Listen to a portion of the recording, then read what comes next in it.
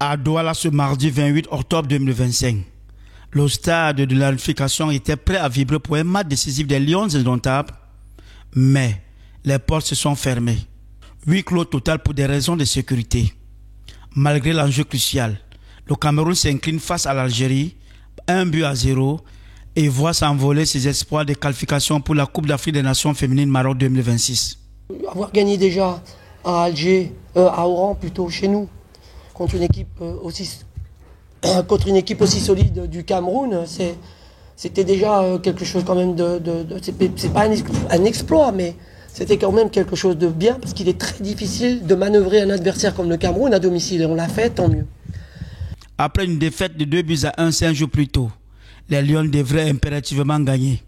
Mais dès la 26e minute, l'Algérie concrétise sa domination avec un but sur récupération haute et frappe précise à l'entrée de la surface, laissant la gardienne camerounaise impuissante. Un coup dur qui marque le tournant du match. Je crois qu'il faut que ces joueurs se retrouvent de temps en temps ensemble pour produire quand même un football assez intéressant, parce que là, il y a encore beaucoup de choses à faire.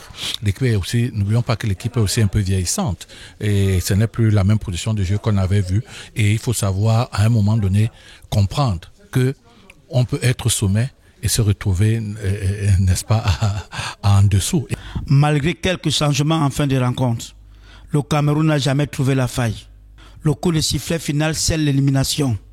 Après l'échec historique en 2024, les Lions manquent une nouvelle fois le rendez-vous continental de 2026 et le mondial féminin de 2027. Il faut qu'on arrête de croire que dans chaque autre compétition qu'on a, oui, on doit y participer.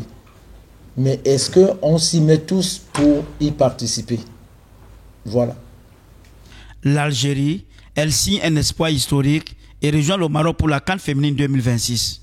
Pour le Cameroun, le rêve continental s'arrête brutalement, laissant place à l'analyse et à la reconstruction pour les prochaines échéances.